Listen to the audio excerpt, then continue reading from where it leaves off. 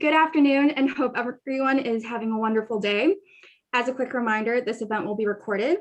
If you don't want your personal information to be in the recording, please make sure to select all panelists when submitting any questions in the chat. Welcome to the first session of the Intro to Privacy series held by the Privacy section of the California Lawyers Association. My name is Hailun Ying, and I'm Privacy and Compliance Counsel at Roblox and will be your host for this series.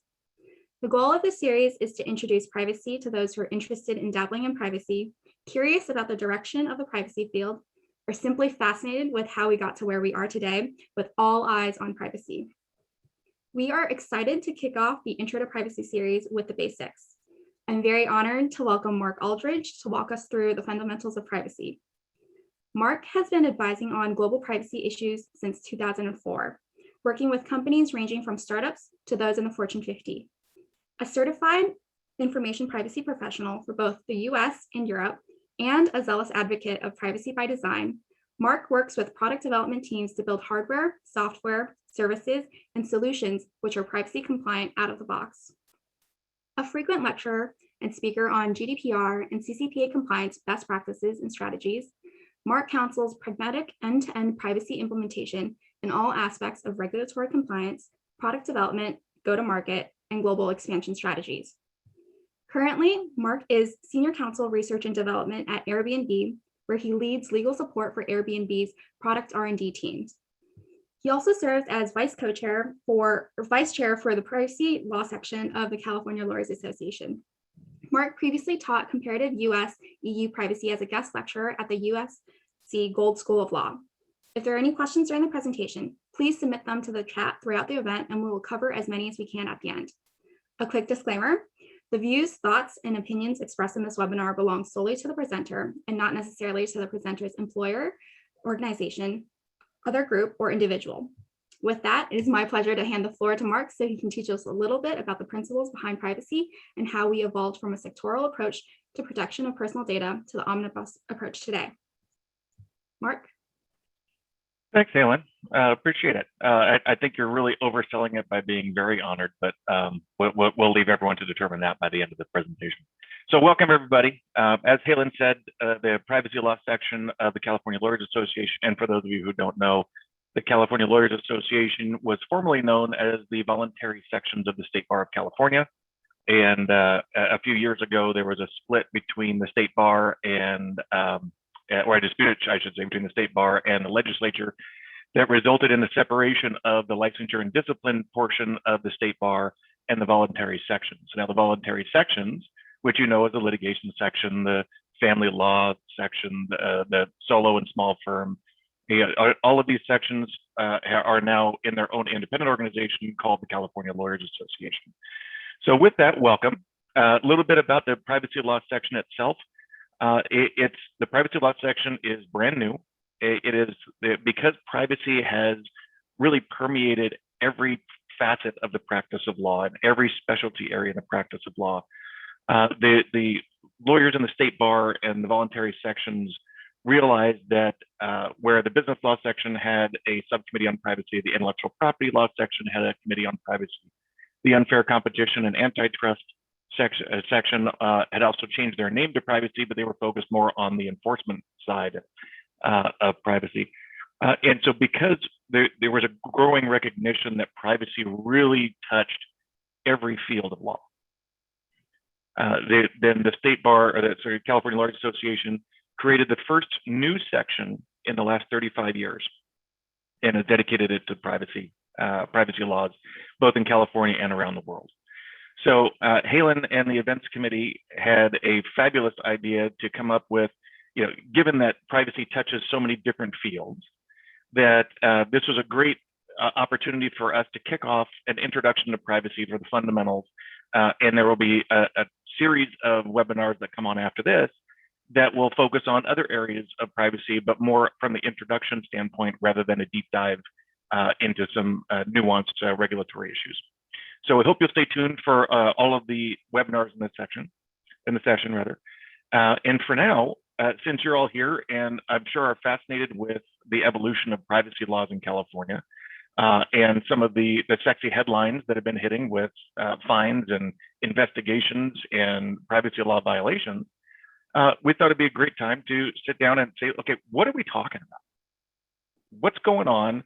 What's leading to these investigations? What should companies be doing?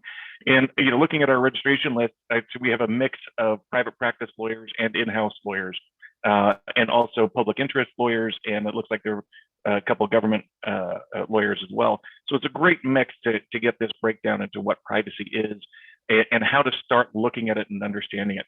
And from those that are in-house or those that are in private practice, this will be a great opportunity to understand the framework of all the privacy laws, so that inevitably when one of your clients comes to you with a privacy question, you'll have a great platform from which to start analyzing and giving them solid advice. So with that in mind, let's start at the beginning. Why is it important to understand privacy? Well, we as lawyers, we're in a client service business, right? And our clients many of our clients are going to be subject to the new privacy laws that are emerging, or some of the existing privacy laws, as their businesses expand to other states and to other countries. So it's important to understand privacy so that we can improve our clients' compliance with laws and regulations, so that we can demonstrate commitment and our clients can demonstrate commitment to respecting people's privacy, maintaining confidentiality, integrity, and availability of consumer and employee data, and finally to minimize the risk. And that's really the underlying role of the lawyer in advising clients in their businesses, is to really minimize the risk of exposure to the clients and their employees and their customers and their stakeholders. As we've seen over the years with some of the data, we don't call them data breaches anymore, we call them data incidents, the kinder, gentler terminology. But we see on the heels of the data incidents that it can really torpedo an entire business. So with a good, solid understanding of the foundations of privacy, you'll be in a good position for a jumping off point. So with that, it's important to understand that privacy isn't just California, right? It's not just the United States. Privacy is local and global.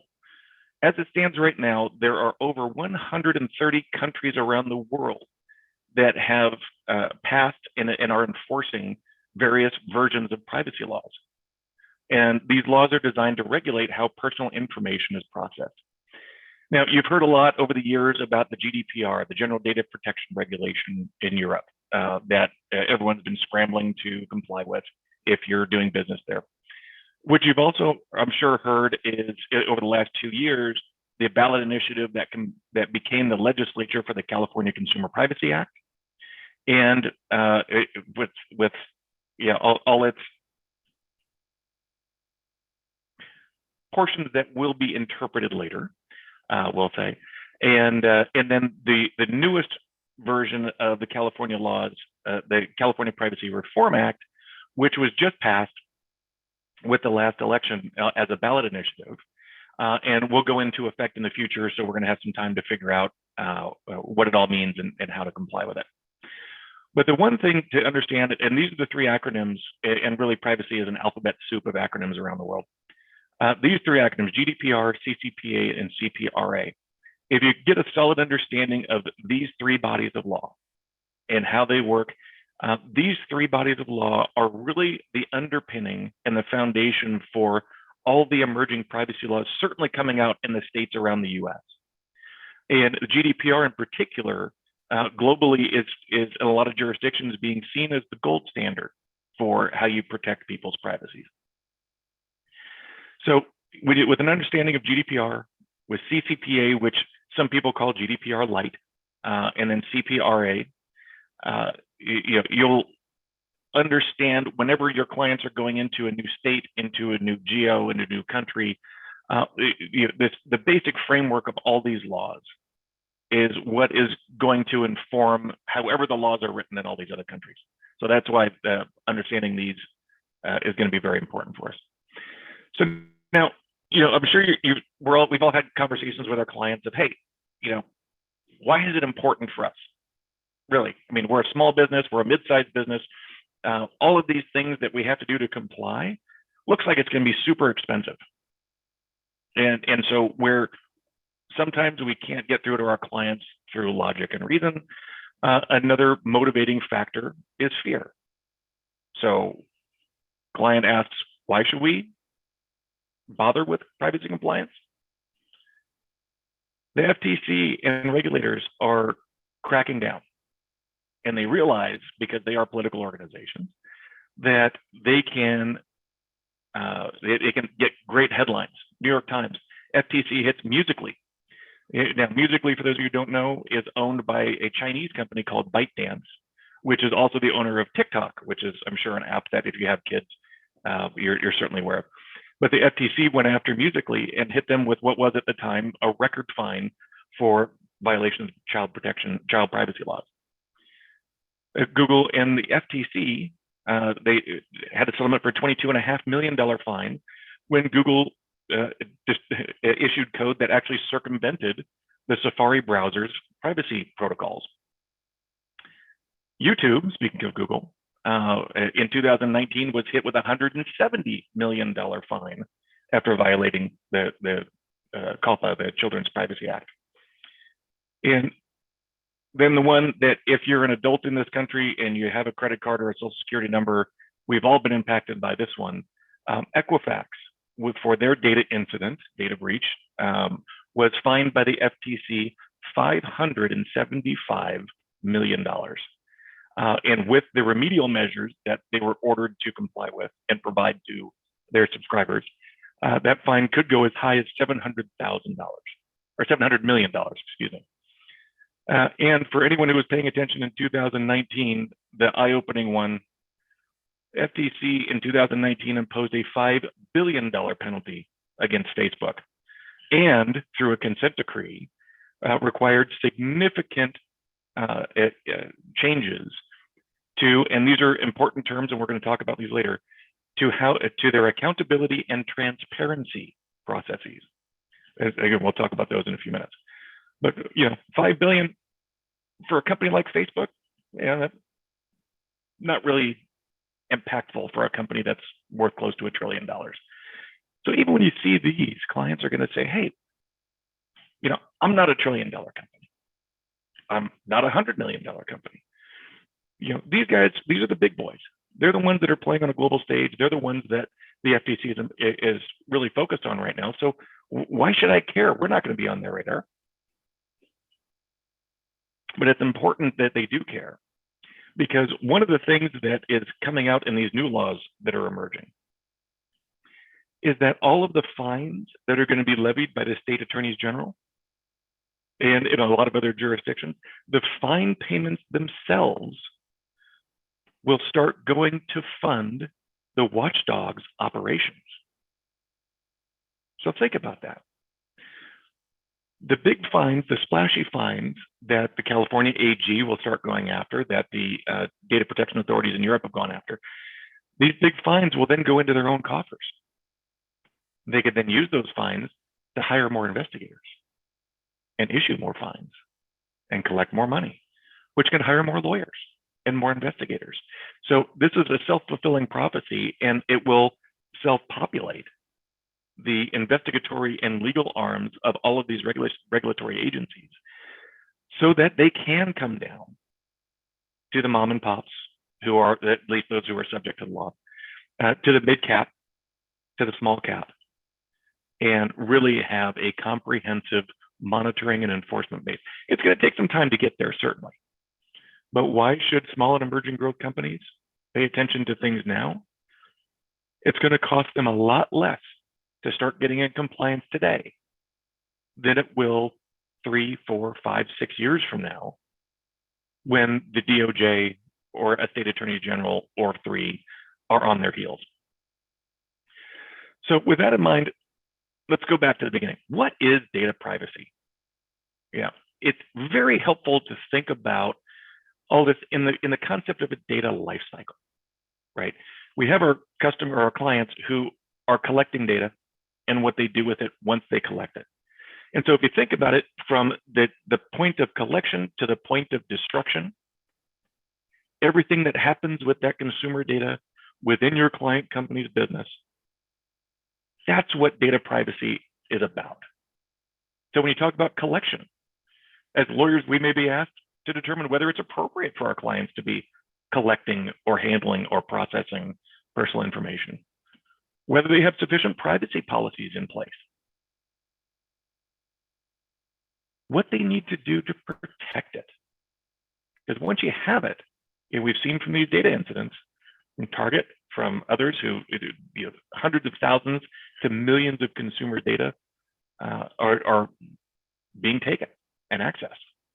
So what security standards, information technologies, information security standards are adequate for the information that your clients are keeping? Now, this is the fun one, because when you get into data breaches, in the US, for example, it's a unique beast around the world. In the US, all 50 states have their own somewhat unique data breach reporting requirements and processes. So if you have a client who's doing business in, say, 15, 20 states, and there's a data incident where their customers' personal information is accessed or taken, your client has to comply with 30 different data breach notification laws. So it's going to be critical to understand what needs to be done in the case of an incident. And in the privacy world, we generally understand that there are two types of companies. There are those who have suffered a data incident, and there are those who don't know that they have suffered a data incident. But given how fast technology is moving, it's unlikely that any significant business would not have had a data incident of one kind or another, whether they know it or not. Now, here's the other thing is, a lot of our clients are going to be working with third-party vendors, marketing partners, things of that nature. So it's important that the privacy policies and privacy notices are written in such a way that gives the consumers appropriate information about how you're going to be sharing it and with whom, so they can make a decision on whether or not to do business there. And then finally, when it comes to how long you keep the data and what data you keep, it's important for businesses who deal with consumer data to have a robust records retention policy. Because one of the concepts we're going to talk about in a few minutes is the concept of data minimization. Because the laws all impose the obligation to only collect data that's relevant for the business purpose, to only use it for the purposes for which the consumers have been notified, and then to only retain it for as long as necessary for the business to satisfy the business purpose for which it was collected. So there's a lot to unpack, but let's talk about what is personal information. Pretty simple, right? Personal information is any information relating to an identified or identifiable person. That's a pretty basic sentence. It's easily understandable, right? We're going to skip for a second that there is an entire world evolving to try and inform what is information subject to privacy laws. So we'll deal with that in a later session. But let's talk about, what does it mean to be an identified or identifiable person? Now, this is the basic sentence that you'll see all over the place. Personal information is information related to identified or identifiable person. What does that mean? Well, here's the legal definition. An identifiable person is one who can be identified directly or indirectly, in particular by reference to an identification number or to one or more factors specific to his physical, physiological, mental, economic, cultural, or social identity. So just when you thought it wasn't getting more complicated, now you got to think about all of these pieces of information that are collected and how all that comes into play. So all these things, identification numbers, things that are specific to the user's physical, physiological, mental, economic, cultural, social identity. These are important things, but when you look into the details of it, it also includes IP addresses. We all have cell phones, most of us. And inside each cell phone is a unique device identifier called an IMEI number. Most people don't even know they exist, but there are so many things in this online and digital world that fall into one of these several categories that it sometimes defies explanation what is considered personal information. It's also important to know that personal information can be in any format: computerized data, electronic records, or even paper files. And importantly, it's not just the consumer's information, but it's also the employee's information. And not just the employees. There are also information, data privacy obligations on employers for past employees and also for all employees who have applied for a job at that company, whether they've been interviewed or not. So let's break it down in the basic categories of personal information. There's contact information. We all know that: name, address, phone number, cell phone. Family information. Now it's become very prevalent for people to put their personal pronouns on their profiles: him, his, her, hers, their, they, their. Information about married, single, divorced, separated, kids' names, family information. Identification information, we covered driver's licenses, social security numbers, membership numbers, account information. Financial information, these are the obvious ones: credit cards, PayPal, Venmo, bank account information, social security numbers. And from the employment context, career and job performance information. It's all personal information that has to be taken care of. And once you get past that, there's another layer of what's called sensitive personal information. Now, this is the personal information that people tend to keep most private. When you think about all the discrimination and the hate that we have in the world right now that's being exhibited, people's race or ethnic origin is something that they might not want to publicize. Their religious beliefs or affiliations. Interestingly, in the GDPR, trade union membership. If you're a teacher in California, and I love teachers, if you're a member of the California Teachers Association, your fact of membership is considered sensitive personal information, and so it has to be kept under more strict protocols. Political, philosophical views, sexual preferences, criminal convictions, physical and mental health conditions. We've all seen our healthcare providers and signed all the HIPAA forms. Genetic and biometric information. This is an important one that's really going to be emerging here in the next 5 to 10 years. And then there's regulated data, and some of which we've already talked about: social security numbers, bank accounts, credit cards, PIN codes, and other forms of government issued identification. All of this stuff is considered sensitive personal information and requires a higher degree of care that our clients must take in order to comply with the privacy laws. Now, we've talked about GDPR, we've talked about CCPA, CPRA. There's a whole body of new laws that have come out in Brazil, LGPD. There's a new comprehensive privacy law in India that's gone on the books in the last few years. There are laws all across APAC, all of which deal with privacy in ways that are in some ways consistent with every other jurisdiction and in some ways unique to their particular country or culture.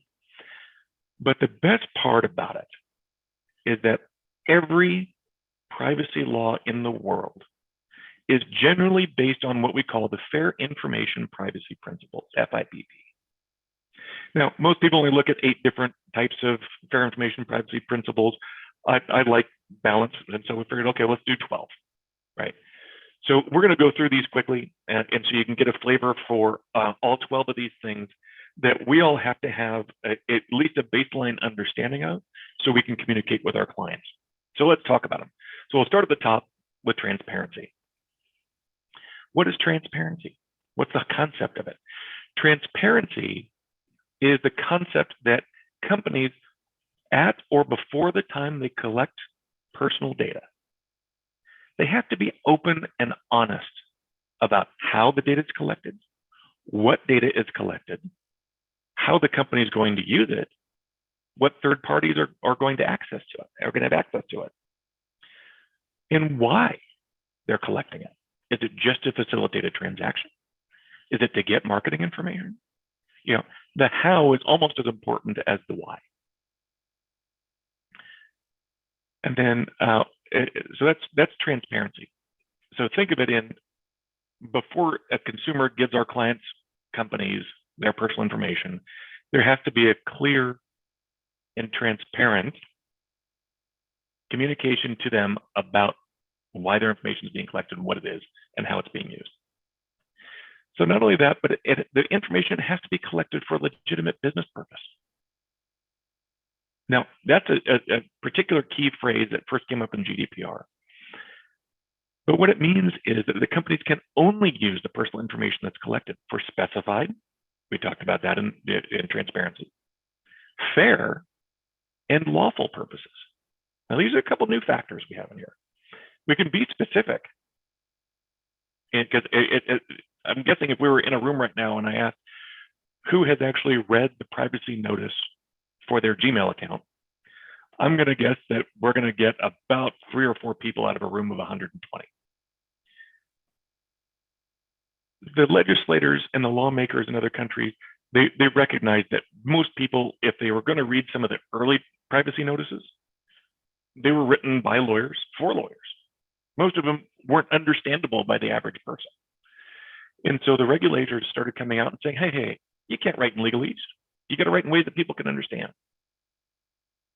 And then once you communicate it in that way, you got to make sure that your clients only collect it and use it in the manner and the purpose for which the consumers were informed before the information was collected. And here's the rub. I've come up against this, maybe a lot of you have. If you haven't yet, you will at some point. Our clients collect information for a particular purpose. And then as technology evolves, as for example, machine learning comes into play, so you can better predict your clients' wants, needs, and future behavior. All of these things are new reasons to process the information. And even though the technology didn't exist at the time the information was collected and the notification was given, if your clients want to use it for this new purpose, guess what? They've got to figure out how to go give notice again. And if they process the information, if they use it for a purpose that wasn't collected, that wasn't informed at the outset, that in and of itself can subject them to fines. Now, here's where we get to what is individual consent or control. And there's a lot of difference in the laws around the world, particularly when it comes to marketing consents. But in certain situations, the companies have to get we're all familiar with the informed written consent, the phrase that rings a bell. But this is essentially along those same lines. Before we collect personal information, particularly sensitive personal information, we have to get informed consent from the consumers. And we have to provide them with a mechanism to control the information that they give to our clients. And this is the important thing, because once your clients have that information, your clients don't own it. The owner of that information is the consumer. And all the laws that are on the books now, all the ones that are coming out recognize this. And a lot of businesses don't.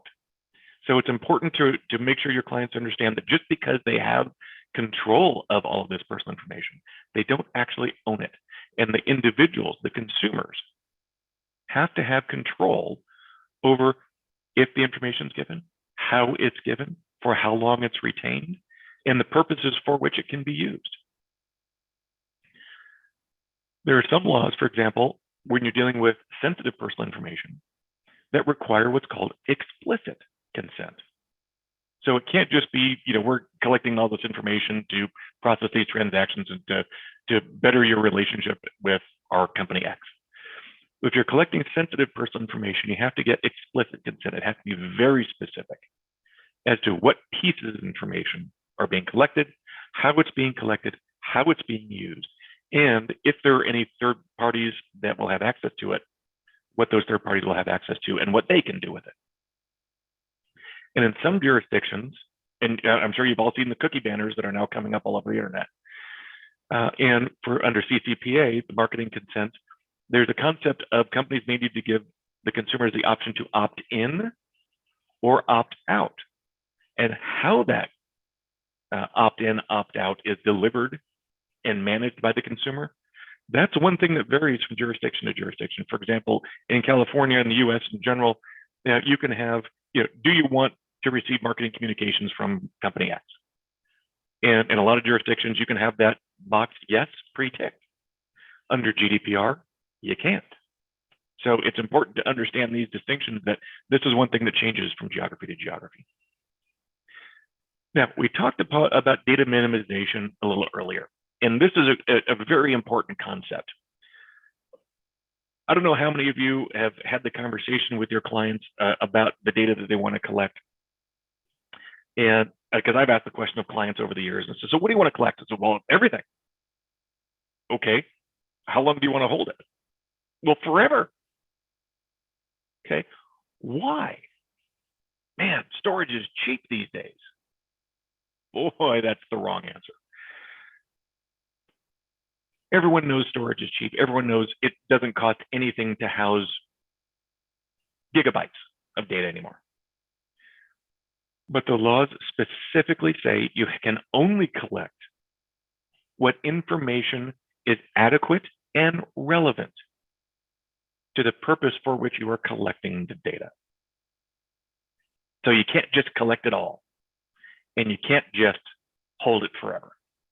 Because not only do you have to limit your collection to what's adequate and relevant, but then there's a concept of how long do you retain it? And you can only retain it for as long as is relevant and adequate for the ongoing business relationship that your clients have with your customers. It's important to also remember, and this is where we get back to the document retention policies we talked about earlier. The concept of data minimization doesn't just apply to electronic data. It applies to any data that you have on paper. So if somebody's filled out an application, if they filled out an order form that has their personal information on it, all of that's included within these privacy laws. Accountability. We saw the fines that were being levied. And that's an example of how companies need to be accountable for how they do it, because there are real risks to the consumers in how this information is collected and processed and protected when it's in the possession. And the law is holding every business accountable.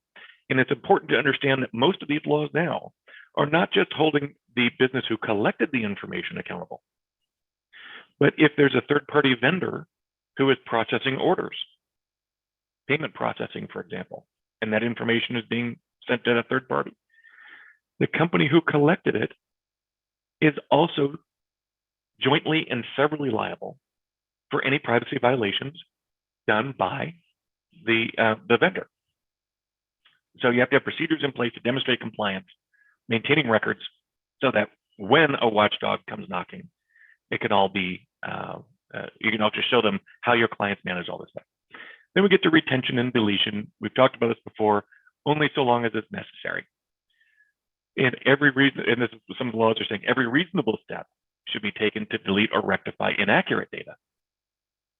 So if a consumer comes in and finds that some of their data is incorrect, and they put in a request to correct the data, you have to respond to it, and you have to respond to it timely. Then the records retention policy should all be in place. There should be methods for secure deletion of information that is no longer needed. And most importantly, there needs to be audits to make sure that the document retention policies are followed. Accuracy, we talked about just a minute ago. Companies must keep the information accurate, complete, and up to date. And so so they have to have a mechanism by which the consumers can request the updating of their information, and instructions. So the consumers have to say, look, I want to give you my information, but only for the purposes of a particular transaction, but not for marketing, but not for third parties. Then it is your client's obligations to make sure that they are adhering to those requests. Individual access rights. We touched on some of these, but each of the consumers have to have access to the information the clients hold about them. They have to, and this is really codified under the CCPA, they have to have access to all the information that's held about them, to correct any inaccurate, to be supplied with a copy of So when the consumers wants to go deal with a competitor, they can go to your client and say, hey, I want all the information, and you have to give it to me in a form that I can then take it to one of your competitors and do business with them. There's a lot of conversation about that particular facet. And then there's for marketing, the individuals have to have the opportunity to opt out. So even if they initially came in and opted into marketing consents and marketing materials, they have to have an opportunity to go in and change it later to say, don't send me anything anymore. Security and breach notifications, we talked about this a little bit earlier. There's different laws in all 50 states, but these laws require urgent attention. Some of these notifications to the state's attorneys general can be as short as 24 hours, 72 hours, and then some say as soon as reasonably practicable. And we all love that word, practicable, because nobody really knows what that means unless you've done litigation. International transfers, you have to make sure that when you're transferring internationally, that you are aware and conscious of the privacy laws and protections that are afforded in the jurisdiction into which your clients are transferring information, because not all jurisdictions treat personal information equally. And then here's my world. You know, Hailun told you that I work with engineering teams to build privacy compliant solutions out of the box. Privacy by design. This is where the companies have to build new products, services, solutions, platforms in ways that are natively privacy compliant. And that's why when you're a dork like me, who loves sitting in rooms full of engineers and speaking engineer, translating the legal and policy into engineering speak, you know, that's where we as lawyers need to be able to work with the engineers to help them understand exactly what needs to be done from an engineering standpoint to be compliant. They're not going to want to do it, so it's up to us to win the hearts and minds and get them to understand why privacy compliance is good for them.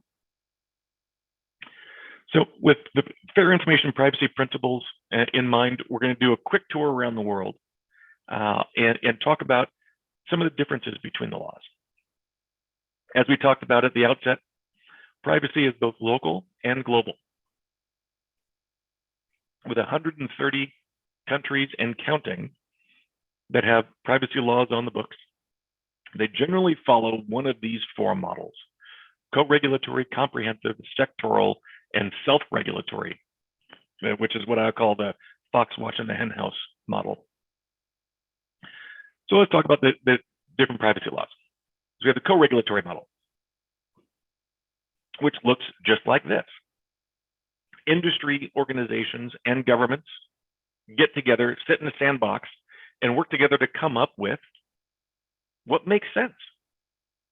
And it's both the, and then there's a comprehensive model, which, as you can see, in and among all the gears, it's a machine that's designed to take on everything and deal with it all under one umbrella, no matter the subject matter, no matter the specialty, no matter the industry. And then there's the sectoral model. And when you think about the sectoral model, it'll become clear in a minute why this shopping cart icon makes a lot of sense, because it's a lot of different industries that are focused on their own.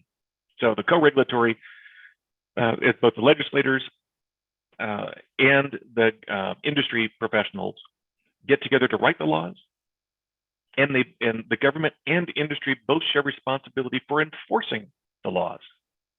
And you'll find these most frequently in countries like Australia and Canada. Those are the two biggest co-regulatory models. In the comprehensive model, now we've talked about, it's an omnibus approach, like Hailun mentioned in the intro. It is an overarching statute to protect personal data, irrespective of sector, industry, or type of data. And it is monitored and enforced typically by a data protection authority. And the California CPRA, the new act, just created for the first time in the US, the oversight board in the United States, and a lot of very intelligent people are being appointed to this board, and they'll be the watchdogs for California. A lot of other states are starting to impose the same sort of things. But the comprehensive model is what we find in the GDPR in the EU. And this is, I'm learning more about the Latin America privacy laws. This is the model that's also used in a lot of Latin American countries. Brazil last year just passed, or maybe the year before, LGPD, which is their comprehensive privacy law that is modeled in large part, wait for it, after GDPR. Then we get to the sectoral model. Now, the sectoral model is a unique beast because it's sort of an alphabet soup of data protection and privacy laws, but all the laws are written for a specific industry or for a specific type of data. They're implemented, monitored, and enforced by various regulatory agencies. FINRA in financial markets, the FTC for communication, FTC for commercial, FCC for communications. And this is what we have here in the United States. And that's why the US privacy laws are some of the most complicated, not because the laws themselves are unique. We've already seen through this presentation, all of the laws are based on the Fair Information Privacy Principles. But how those principles are applied to the financial industry is different than how it's applied to education, or how it's applied to technology, how it's applied to web browsers. Now, the sectoral model, we talked about specific industries. I tried to find a better icon for an alphabet soup, but I got outvoted in my family. My kids like this one better. So just think of the sectoral model as the alphabet soup. In healthcare, we've all signed the HIPAA forms, the Health Information Portability and Protection Act.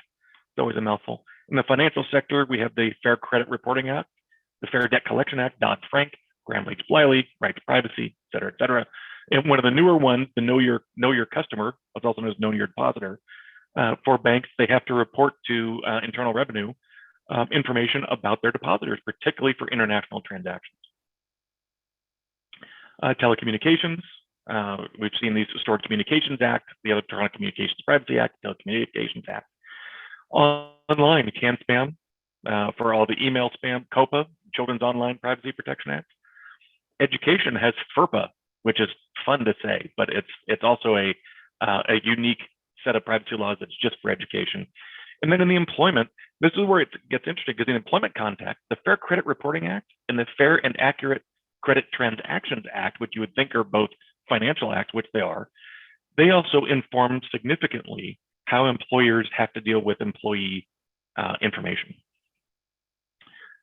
So now what we're seeing is, although we've had that framework in the US for better part of 60, 70 years as these things have been evolving. Right now, what we're seeing is a proliferation of privacy laws that are specific to each state. Now, we talked early on about the data breach notification law and how that's a hodgepodge of requirements and standards that's different in every state and the territories. The privacy laws initially looked like they were shaping up to go down that same road to where it was going to be a different privacy law in each state. Fortunately or unfortunately, depending on which side of the fence you sit on, California was first out of the gate with the California Consumer Privacy Act and the California Privacy Reform Act, which a lot of people call GDPR light, GDPR different flavor of the same thing. In the US, all of the laws that are going on the books in the other states around the country are based largely on CCPA.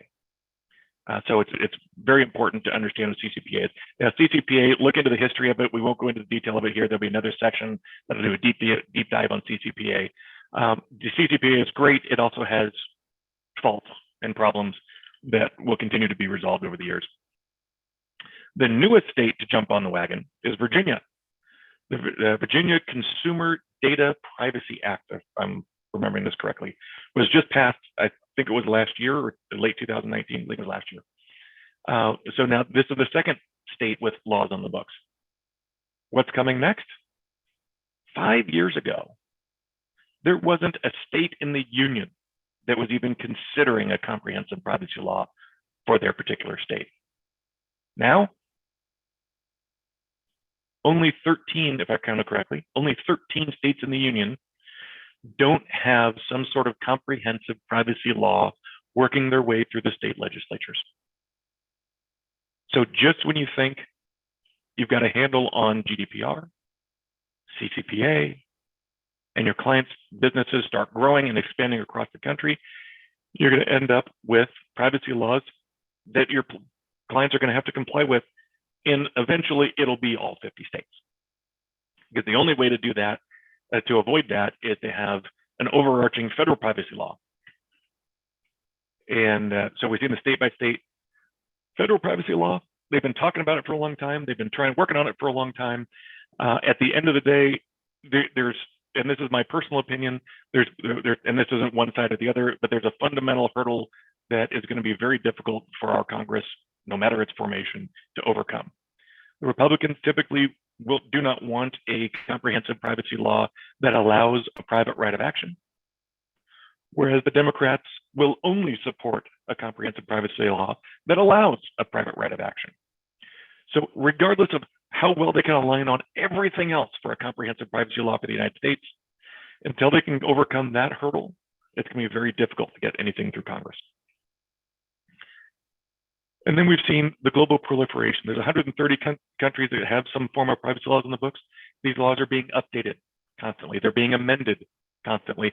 And there's more than 130 countries in the world. So a lot of these other countries are looking at what do they do? What makes sense for their country, for their jurisdiction? And they're looking to GDPR, and they're looking to CCPA, and LGPD, and India has a new privacy law that went on the books a few years ago. They're looking at these models to figure out what's right for their country and their culture. So there's this constant evolution of the laws, the regulations that interpret those laws, and it's all building an infrastructure that is trying to keep pace with technological development. So in other words, if you're looking for a field in the practice of law that will be constantly changing, that will have a constant need for lawyers who are informed and can advise on the practical implications of these laws, man, come work in privacy. We need the help, because it is essentially the full employment bill for privacy lawyers with clients who are all over the world. So with that, I thank you for your attention. We have about 10 minutes left that we'll reserve for Q&A. So if you have any questions, please feel free to put them in the chat window, and we'll see what we come up with.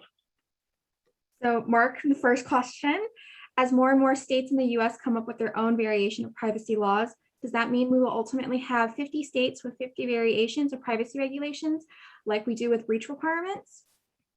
Good question. At the current pace, it looks like a lot of the laws that, at least the ones that I've looked into, and I've looked into about 15 different states, they're all based in large part on CCPA. Now, it's not identical. There are some states, for example, who copied verbatim CCPA, including the typos, by the way, and introduced that legislation in their states. So it's a great thing to keep your eye on. Everything will be based on the fair information privacy principles, of course. The processes are going to be largely based on CCPA. But I think what we're going to find is there will be a baseline, and then each state will have their own flavor, their own nuance. For example, in Virginia's law, there are some nuances and some differences in some cases that expand requirements and definitions, in other cases limit requirements and definitions. So there will be a baseline threshold, but ultimately there will be nuances in every state that clients are going to have to comply with. And when you come up with a compliance program, one of the questions that your clients are always going to have is, how do we do it? You know, do we really look into and do IP sniffing to see where people are coming from, and have it treat their people in Nevada differently from people in Iowa? That's certainly a way to go. There's no right or wrong answer to this, which is the beauty of it all. But at the end of the day, what a lot of companies are doing is they're saying, okay, what's the highest bar? And let's set to that. So that if the highest bar turns out to be California or Virginia or New York or Florida or Texas, let's set a policy to that bar. So if anything else comes in, we know we're covered. That's what a lot of global companies did with GDPR and how they comply with privacy laws around the world. And that's what I suspect we're going to have here. So although the data breach notification laws are in some cases wildly different, because there wasn't a basic framework from which each of the states could enact a data breach notification law. Here we have I'll put benefit in quotes, we have the benefit of CCPA being the first comprehensive law out of the box. and it's really being showing as the model for a lot of the laws in other states. Great. So next question, is it possible for data brokers to transition from their previous posture that the act of collection creates ownership to an approach that has some potential to meet the requirements of these developing privacy regimes? It seems like they need to wipe their old data and start over. Is it a toxic waste problem that we're going to be seeing playing out for the next 20 years?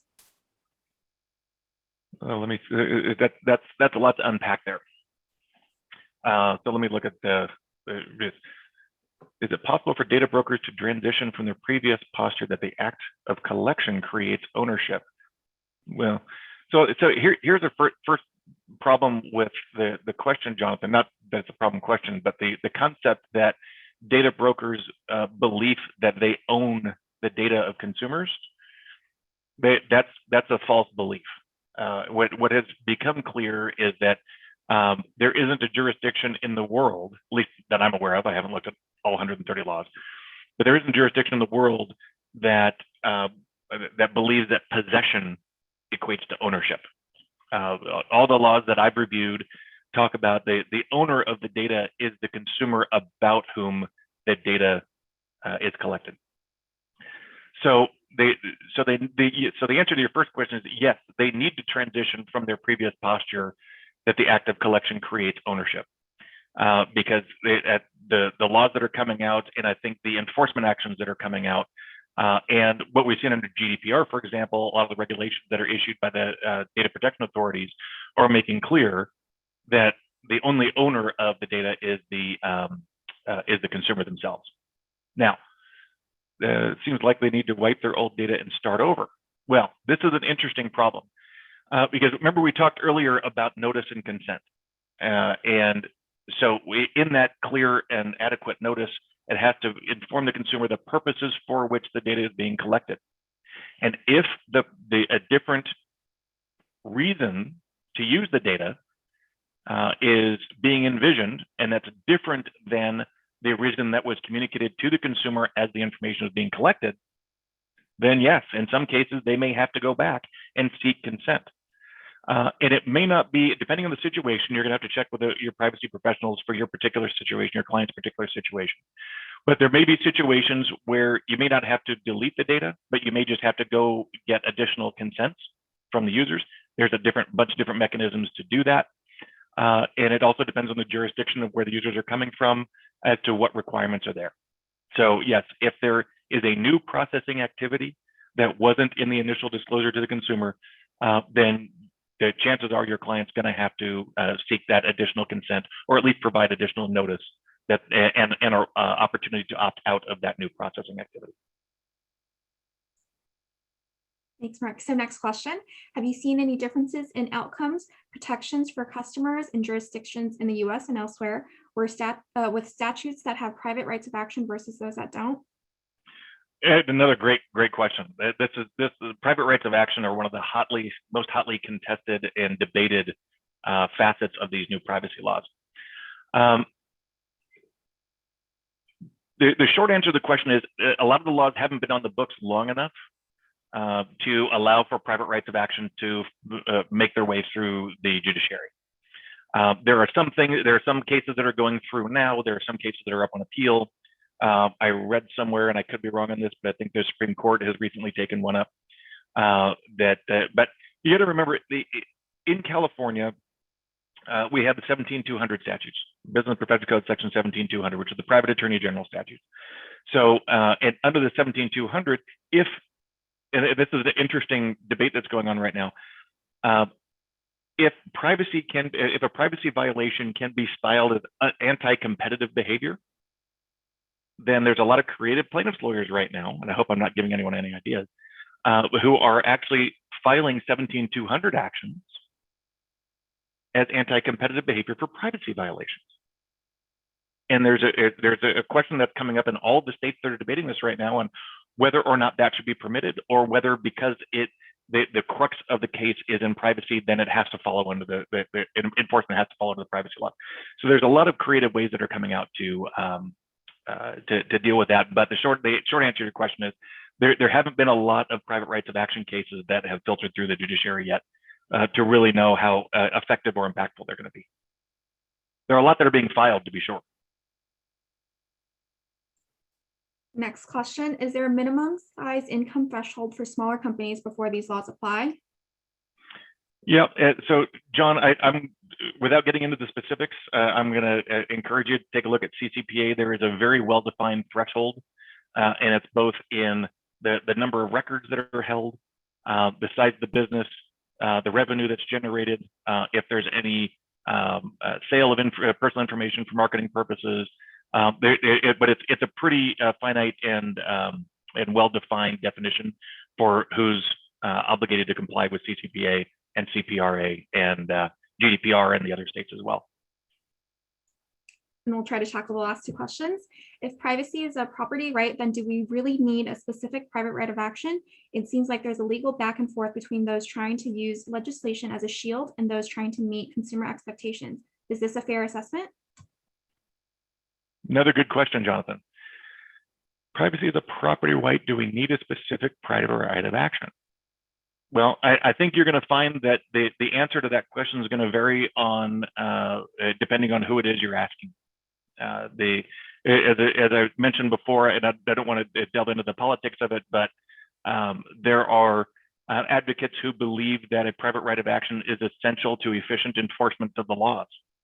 And there are those who believe that private rights of action are wasteful spending and drains on businesses by having to defend meritless actions from unscrupulous lawyers.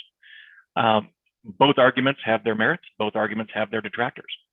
And so that's going to be a matter of opinion of, do we need a private right of action? You know, I think you're going to find close to half of privacy advocates say yes, and you're going to find close to half of them say no. But you're right, it is a legal back and forth. But it's interesting, you're trying to use legislation as a shield and those trying to meet consumer expectations. You know, in what we do in the practice of law, you know, when we're advising our clients, our job is risk mitigation, right? And so I think your clients all need to figure out what kind of businesses they want to be, what kinds of companies do they want to be? Do they want to be the company who is championing consumer rights, who can use it as a value add to promote their business, that they're going above and beyond because the protection of this information is so critical, and they treat it with respect and they treat it with the reverence that it deserves? Or are you going to be those that tell me what I need to do to comply, and I'm going to do the minimum because it's expensive? There's neither one of those is totally correct or totally incorrect. But it comes down to the personalities of and the business risk and the risk tolerance of each of our clients. You know, my glass is half full. I would love to have businesses that champion privacy, that champion the protection of consumer information, that go above and beyond to build a community where people can feel safe, where people can feel like they are a part of something and working with people who actually care about them beyond how much they're spending, right? So that's the ideal. You're not always going to find that. So all we can do is the best we can do. And in our job, people like to say the legal's job is to advise and consent. I disagree with that in almost all cases. I think our job is to advise and execute. Our job is to encourage our clients to be that ideal, to go above and beyond because it's good for business. But ultimately, it's their business. So once they make the call, our job is to execute what that call is, so long as it is legal and appropriate. Thank you, Mark. So unfortunately, we are out of time and won't be able to get to the last couple of questions, but wanted to thank you all for taking time out of your lunch to join us today. And we hope you enjoyed learning a little bit of the basics of privacy and how the laws have evolved. And you hope you join us for our future sessions. Thank you so much for everyone's time. Have a great Thank you, everybody.